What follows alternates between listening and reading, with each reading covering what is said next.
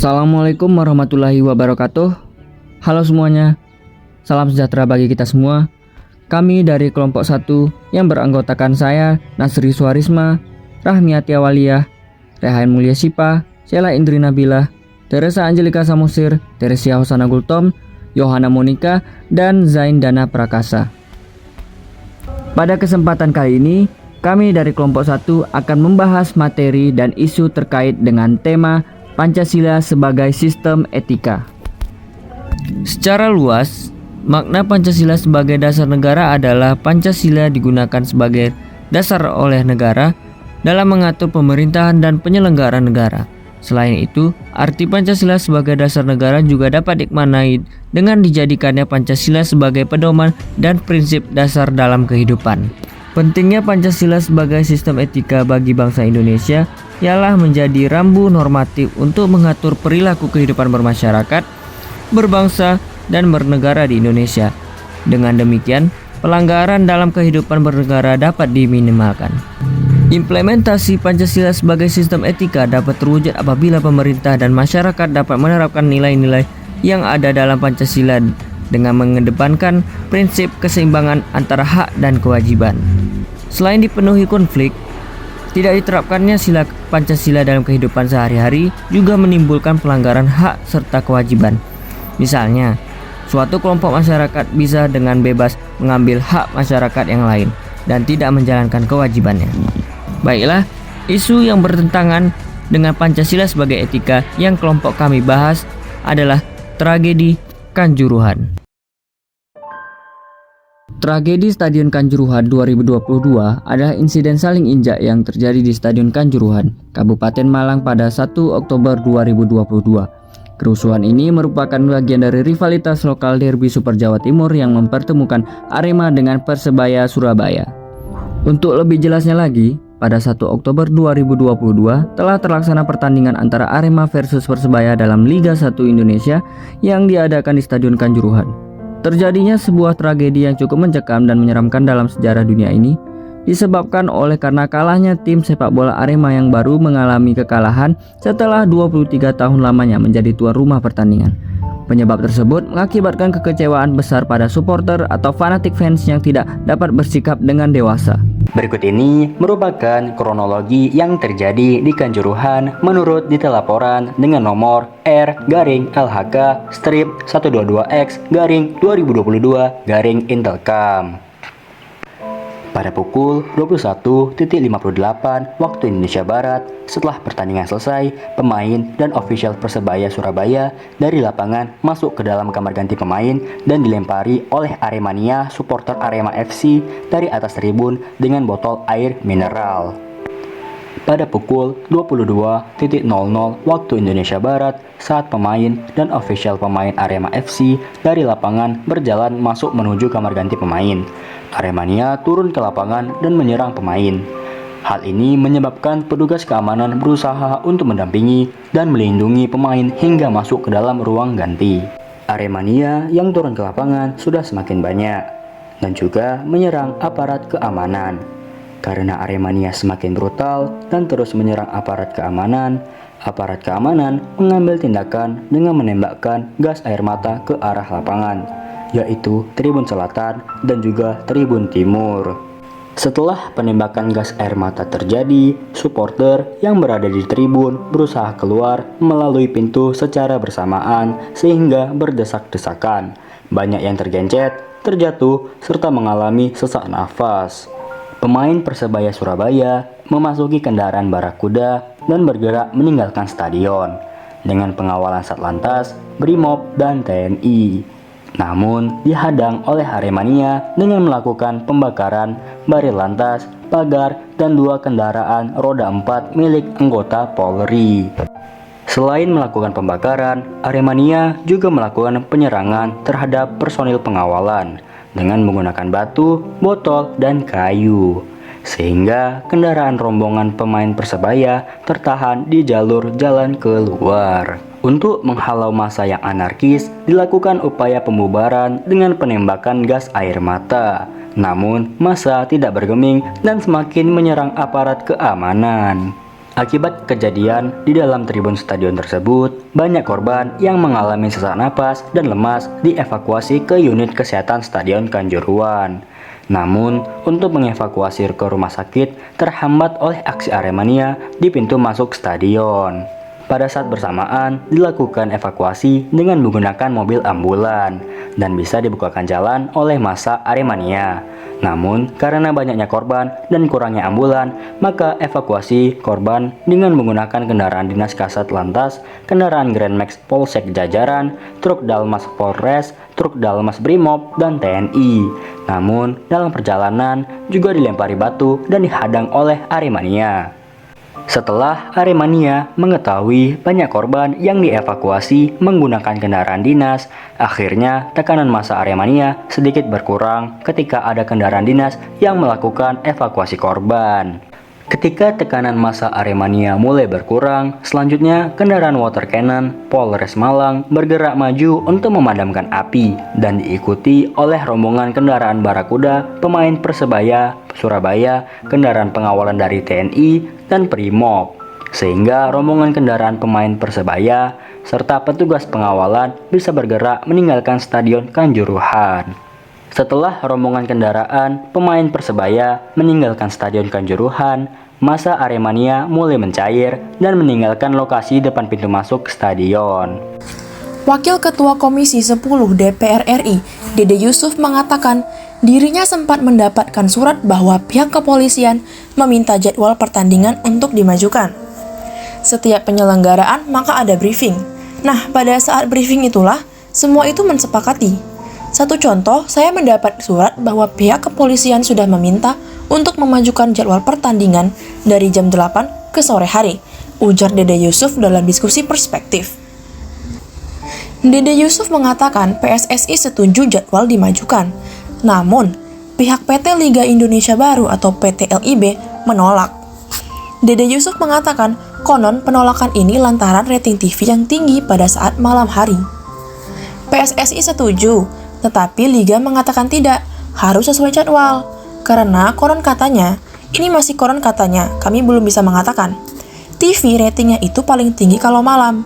Jadi, ini pun menjadi pertanyaan apakah Liga itu ditentukan oleh rating TV, tuturnya. Dede Yusuf mengatakan pihaknya akan memanggil TV swasta yang menayangkan pertandingan. Menurutnya, beberapa hal terkait rating hingga lokasi pertandingan akan ditanyakan. Diketahui sebelumnya, Menteri Koordinat Politik Hukum dan Keamanan atau Menko Polhukam, Mahfud MD, menyebut polisi sudah mengantisipasi kerawanan laga dengan mengajukan percepatan gelaran laga, akan tetapi ditolak. Ini merupakan bukti usulan polisi ditolak. Misal pertandingan agar dilaksanakan sore bukan malam. Jumlah penonton agar disesuaikan dengan kapasitas stadion yakni 38.000 orang, kata Mahfud dalam akun Instagramnya seperti dilihat di detik.com pada hari Minggu 2 Oktober tahun 2022. Surat ini merupakan rujukan atas surat Panpel Arema FC nomor 14-Panpel-ARM-9 tahun 2022 tanggal 12 September tahun 2022 perihal rekomendasi pertandingan dan bantuan keamanan pertandingan sepak bola antara Arema FC PS Persebaya Surabaya. Dalam rujukan itu terdapat perkiraan intelijen singkat soal kerawanan laga Arema FC vs Persebaya. Polres Malang meminta laga ini dipercepat ke sore hari. Alasan dalam surat itu disebutkan murni karena keamanan.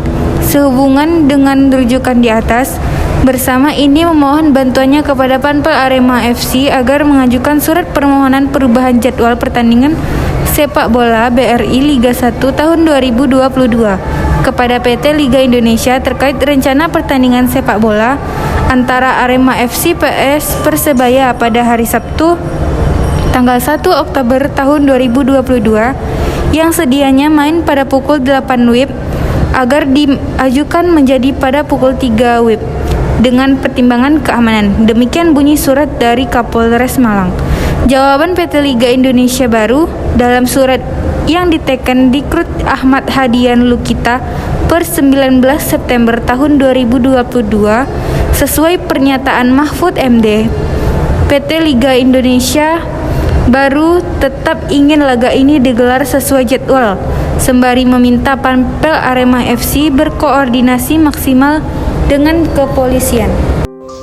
Kemudian, berikut sudut pandang netizen terhadap tragedi Stadion Kanjuruhan. Banyak sekali warganet yang menyayangkan penggunaan gas air mata yang ditembakkan ke beberapa tribun, di mana ada banyak sekali anak kecil dan juga ibu-ibu ataupun orang-orang yang lemah dalam kondisi fisik. Apalagi, jelas telah diketahui bahwa bersama FIFA atau Federation International Football Association melarang penggunaan gas air mata dalam stadion pertandingan yang tertuang dalam pasal 19 nomor B tentang pitchside stewards berbunyi no fumes or crowd control gas shall be carried or used, yang artinya tidak boleh atau menggunakan senjata api atau gas pengendali massa. Beberapa dokumentasi memperlihatkan aparat TNI yang melakukan kekerasan fisik berupa tendangan dan pukulan dengan menggunakan pentungan. Namun, dari kontroversi di atas, banyak juga yang tidak menyalahkan aparat keamanan dengan menyebutkan bahwa itu sudah menjadi tugas mereka untuk menjaga para pemain FC dari Arema maupun Persebaya. Kemudian, penggunaan gas air mata menjadi pilihan terakhir dengan niat membubarkan kerusuhan di lapangan dan meminimalisir jumlah korban kekerasan yang dilakukan Aremania. Tetapi, ada penyampaiannya, ternyata korban lebih banyak yang disebabkan oleh gas air mata itu pula. Menurut salah satu pengguna akun Twitter dengan username queenbee_uno mengatakan, udahlah, mereka tuh nembak gas air mata udah sesuai SOP. Kalau supporternya gak ngerusak tribun, gak bakal mobil polisi gak ngamuk di stadion tuh, gak bakal disemprot gas air mata. Karena perbandingan polisi sama supporternya 1:10. Karena udah kalah jumlah, makanya disemprot gas air mata. Dari kerusuhan yang terjadi pada tanggal 11 Oktober tahun 2022, terdapat 607 korban yang terdiri dari 532 orang luka ringan, 49 orang luka sedang, 26 orang luka berat, dan 132 jiwa yang meninggal dunia. Update terbarunya telah diketahui bahwa gas air mata yang digunakan para aparat merupakan gas air mata yang telah kadaluarsa.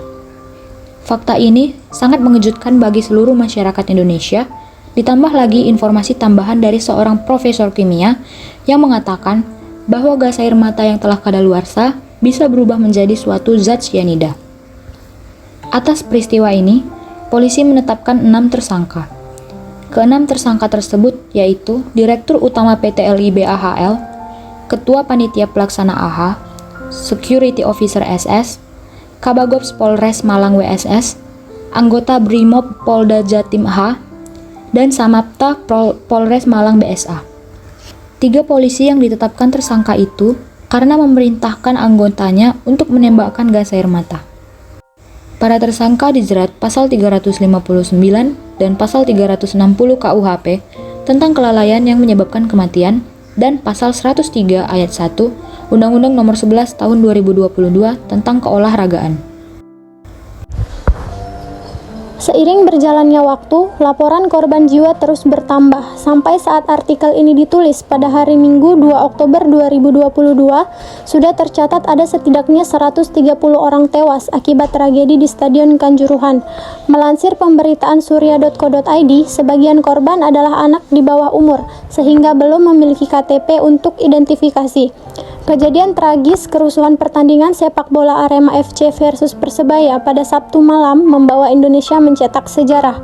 Usai tragedi kerusuhan Arema FC versus Persebaya yang memakan lebih dari 100 korban jiwa tersebut, Indonesia menempati urutan nomor 2 di dunia dalam kategori tragedi sepak bola dengan korban jiwa terbanyak sepanjang sejarah.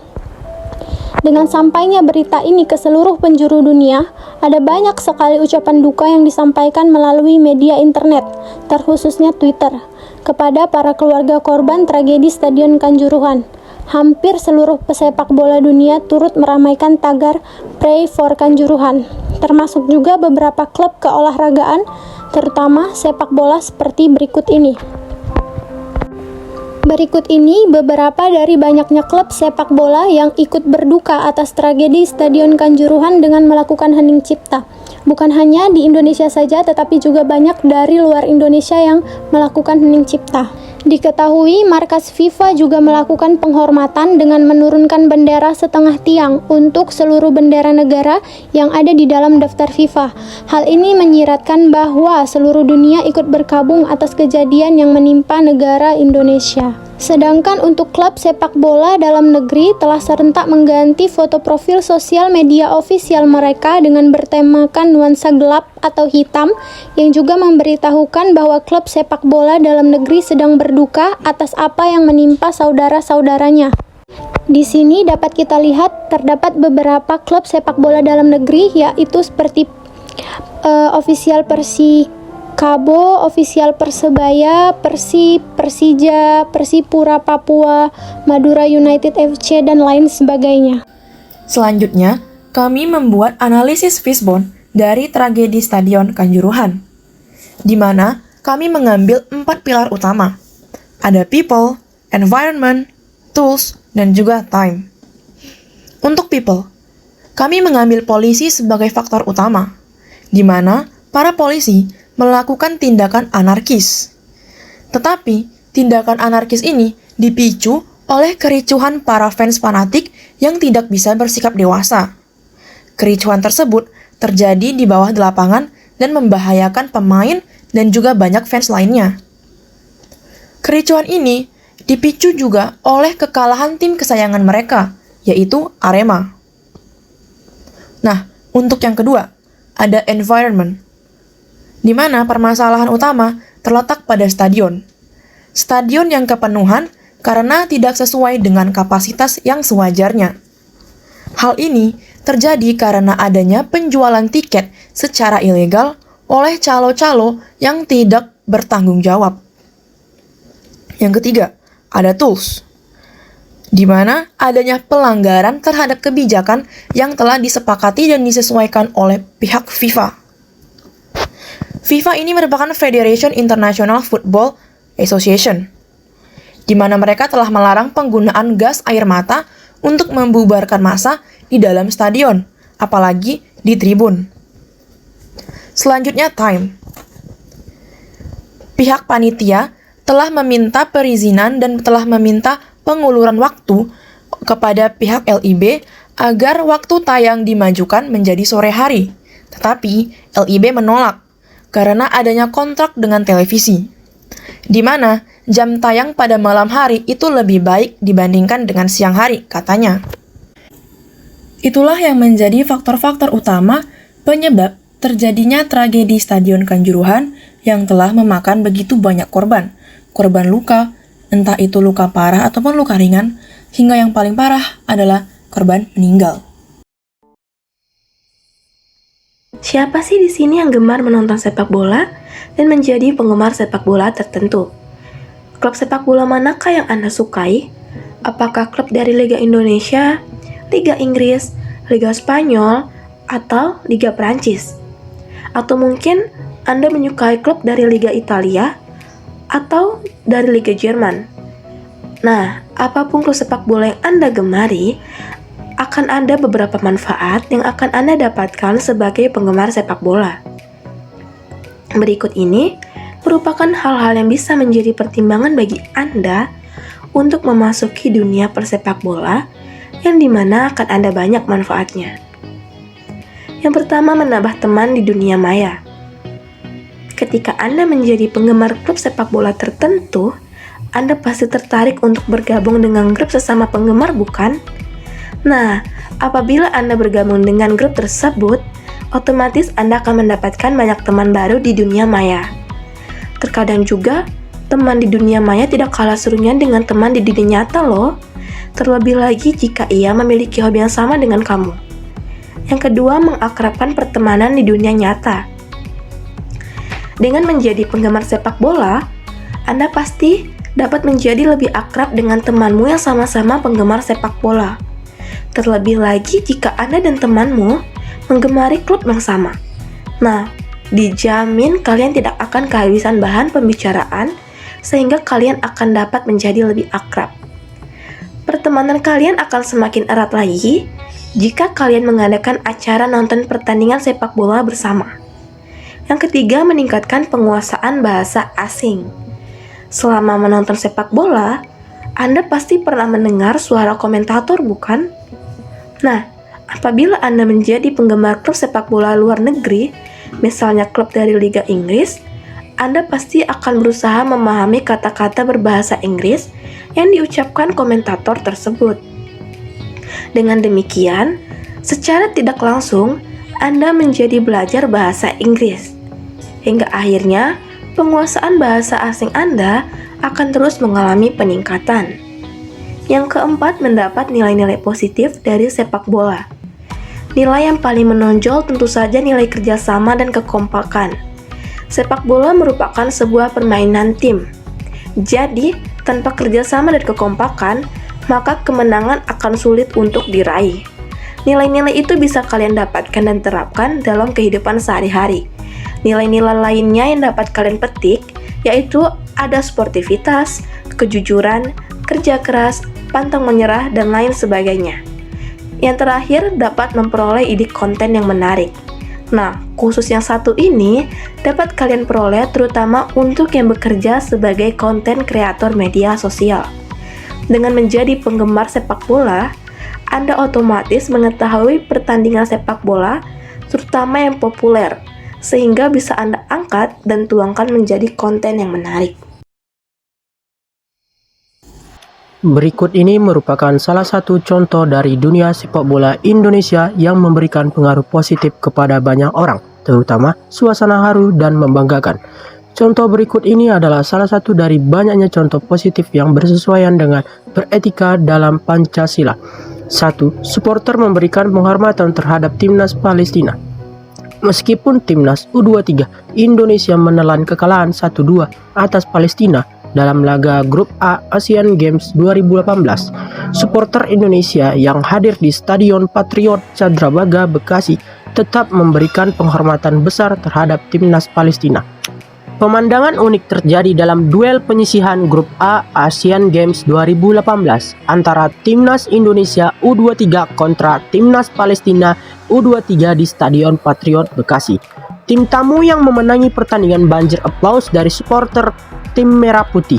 Pemain dan ofisial dari kedua tim bergandengan tangan diiringi lantunan lagu Tanah Airku yang dinyanyikan supporter yang ada di tribun. Atmosfer penuh kedamaian begitu terasa saat penonton bernyanyi bersama. Kemudian pemain Timnas Indonesia U23 dan Palestina beserta ofisial yang berada di tengah lapangan melakukan Viking Club bersama supporter. Gol-gol Palestina dicetak oleh Oday Dabbah dan Muhammad Darwish, sedangkan gol tim Garuda Muda disumbangkan oleh Irfan Jaya pada menit ke-22. Kemenangan ini kian memperkokoh posisi tim asuhan Aiman Al-Sharif di puncak klasemen. Mereka kini anteng dengan koleksi 7 poin dari 3 pertandingan, hasil 2 kali menang dan sekali raihan imbang. Seusai pertandingan, Timnas Palestina melakukan selebrasi tepuk tangan keliling lapangan. Mereka sempat mendekati area tribun barat tempat supporter mereka berada, untuk kemudian mereka mendatangi area tribun selatan. Di area ini jadi tempat supporter Timnas Indonesia U23 berkumpul. Di antara lautan warna merah dan putih menyempil 2 bendera besar Palestina. Bahkan ada sebuah spanduk bertuliskan Indonesia will always stand by your side Palestina. Saat Palestina mendatangi area ini, sontak supporter Indonesia bernyanyi Palestina ole ole ole berulang kali. Setelah itu sambil bertepuk tangan mereka meneriaki kata Palestina, Palestina, Palestina secara lantang. Teriakan ini dibalas tepuk tangan dari pemain Palestina. Kondisi ini jarang terjadi sebelumnya. Setiap tim lawan Timnas Indonesia sukses mengantongi kemenangan di markas kita, mereka selalu banjir hujatan. Tapi khusus Palestina kondisinya berbeda. Berbeda dengan tragedi Stadion Kanjuruhan, pada pertandingan ini tidak terjadinya penjualan tiket secara ilegal, yang dimana penjualan tiket secara ilegal dapat menyebabkan stadion berlebihan penonton dari kapasitas yang telah ditawarkan yang sewajarnya. Dikarenakan ini merupakan suatu pesta olahraga Asian Games pada tahun 2018, di mana telah kita ketahui praktik calo itu juga merupakan masalah klasik yang tidak ada habisnya. Kehadiran mereka, para praktik calo ini, kerap sekali memancing emosi para calon penonton yang tentunya tidak rela merogoh kocek lebih besar daripada harga yang telah ditawarkan oleh panitia official. Berikut ini merupakan beberapa solusi yang dapat kita terapkan demi kelancaran pertandingan dan demi menghindari kejadian-kejadian seperti tragedi di Stadion Kanjuruhan. Yang pertama, semua lembaga yang berkaitan harus mengikuti aturan yang telah ditetapkan oleh FIFA. Yang kedua, PSSI sebagai lembaga sepak bola tertinggi di Indonesia memiliki tanggung jawab penuh atas seluruh kejadian yang terjadi di dunia persepak bola. Lalu yang ketiga, tidak menggelar pertandingan pada malam hari. Yang keempat, fasilitas stadion haruslah lengkap demi kenyamanan para penonton. Menggunakan stadion sesuai dengan kebutuhan dan kapasitas yang diperlukan. Penyelenggara harus menyadari bahwa stadion itu memiliki persyaratan yang sesuai dengan standar FIFA atau tidak. Jika tidak, bagaimana adaptasi dan penyesuaiannya? Misal, jumlah penonton yang hadir harus berapa? Tidak hanya dilihat dari sisi bisnis, tapi rencana evakuasi jika terjadi sesuatu yang tidak diinginkan, seperti kericuhan atau bencana alam. Pencegahan terjadinya penumpukan massa pada satu titik akan membantu menekan resiko yang bisa terjadi. Yang terakhir, memberikan sanksi berat kepada supporter yang bermasalah. Pemberian sanksi perlu diberikan kepada supporter. Hal ini bertujuan memberikan efek jera bagi supporter yang bermasalah. Bisa kita lihat, perbandingan kedua video tersebut adalah contoh kasus Indonesia versus Palestina tidak memiliki persaingan setinggi kasus Kanjuruhan, yaitu antara klub Arema versus Persebaya, yang mana dari dulu kedua klub tersebut dikenal memiliki persaingan yang tinggi serta fanatiknya kedua supporter dari masing-masing klub, sehingga risiko atau potensi terjadinya gesekan di kasus Kanjuruhan ini memang lebih tinggi daripada kasus Indonesia versus Palestina. Pertandingan Indonesia versus Palestina adalah pertandingan internasional yang sudah terjadwal oleh FIFA dan perangkat pertandingan mengikuti aturan yang telah ditetapkan oleh FIFA. Sedangkan untuk kasus Kanjuruhan adalah pertandingan klub yang ada dalam negeri yang diselenggarakan oleh Liga Indonesia Baru atau LIB dan dibawahi oleh PSSI, yang mana untuk segala bentuk aturan yang berlaku pada setiap pertandingan diatur oleh LIB yang disetujui oleh PSSI. Berdasarkan pemaparan materi serta isu yang terkait dengan tema Pancasila sebagai sistem etika, dapat disimpulkan bahwa tragedi di Stadion Kanjuruhan Malang, di mana terjadi kerusuhan pasca pertandingan sepak bola antara Arema versus Persebaya pada tanggal 1 Oktober 2022. Terjadi karena PSSI dan para pemangku kepentingan Liga Sepak Bola Indonesia tidak profesional, tidak memahami tugas dan peran masing-masing, cenderung mengabaikan berbagai peraturan dan standar yang sudah dibuat sebelumnya, serta saling melempar tanggung jawab pada pihak lain. Sikap ini merupakan akar masalah yang sudah berlangsung di setiap penyelenggaraan acara sepak bola di Indonesia. Turut berduka cita atas yang terjadi pada saat itu. Semoga tidak terjadi lagi di masa depan. Lalu kepada fans di kedua pihak, mohon tidak atau jangan fanatik bola. Jika manusia tersebut fanatik terhadap sesuatu, pasti dia akan habis-habisan melakukan segala hal demi yang disukainya. Serta kelompok kami berharap semoga kasus yang telah terjadi dapat dijadikan pelajaran untuk masa depan yang akan datang. Kita sebagai masyarakat yang bertempat tinggal di negara yang berlandaskan Pancasila ini sudah seharusnya mengikuti dan menjadikan Pancasila sebagai pedoman yang tentu saja akan membawa kita kepada kedamaian, keamanan, serta kesejahteraan.